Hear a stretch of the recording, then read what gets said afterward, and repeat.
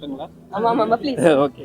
இல்லை ஆக்சுவலாக வந்து இந்த பேக்ட்ராப்னு எடுக்கும் பொழுது இந்த 3 லேயர் ஒவ்வொன்றா ஆட் பண்ணிகிட்டே இருந்தோம். நீங்கள் கேட்ட நல்ல கேள்வி தான் இது. சாமி, அதுக்கப்புறம் பேய், அதுக்கப்புறம் இதுக்குள்ளே இருக்கிற மித்து அப்படின்ற ஒரு விஷயம் இருக்குது. ஒரு சாவுங்கும் பொழுது அந்த சாவை சுற்றி நம்ம கிராமங்களில் நிறைய மித்து இருந்துச்சு. அதெல்லாமே ரிசர்ச் பண்ணிட்டு வரும்போது இந்த 3 லேயர் எடுத்தோம். இது எல்லாத்துக்குமே ஒரு வகையான நல்ல கனெக்ஷன் இருக்கும்.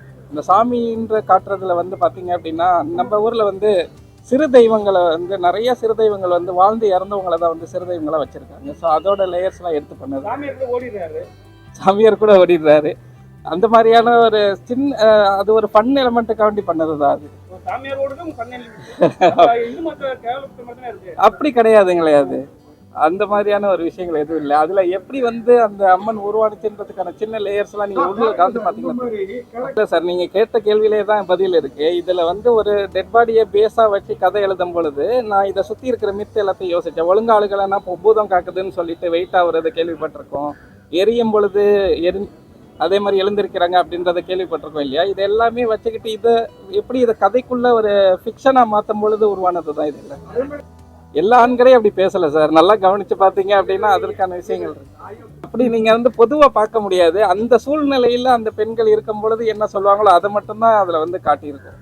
பொதுவான பார்வை ஓடுறாங்க வெளியே, பயந்து ஓடுறாங்க, பெண்கள் அப்படியே அசால்ட்டா நிக்கிறாங்க.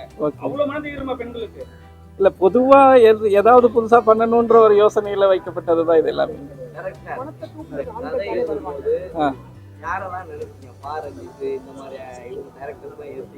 இல்ல அப்படி ஓகே, அப்படி எதுவும் இல்லைங்க சார். ஆக்சுவலா கரெக்டான ஒரு ரீசன் சொல்லணும் அப்படிங்கும் பொழுது அதுவா ஒரு இடத்துல கொண்டு போய் நம்மளை நிறுத்தும். அது சரியா இருக்கா இல்லையான்னு ஒரு ப்ராப்பரா டிஸ்கஸ் பண்ணதுக்கு அப்புறம் வைக்கிறது தான். யாரையும் முன்னிறுத்தி பார்த்து அந்த மாதிரி எழுதுனது கிடையாது. அதுதான் ஒரு பொண்ணுக்குன்னா அதிகமா பிடிக்காத விஷயம், அவங்களுக்கு ரெஸ்பெக்ட் பண்ணணும். And whatever it is, even if I like him or not like him, the other guy should be respecting our wishes. That is what we girls like in them. And அதுதான் நான் சோமி கிட்ட பேசிட்டு like to accept that I didn't accept him. So அன்பு அதுதான் பண்ணிட்டாங்களே. nowhere in the film he will pressurize me or he'll put me in a spot. நான் respect பண்ணுவாங்க. And என்னோட utmost caring. And if you see in the film there is no physical అంటే touch மாதிரி அப்படி இருக்காது. ஒரு பியூரான love, soulful love இருக்கும் ஃபிலிமில்.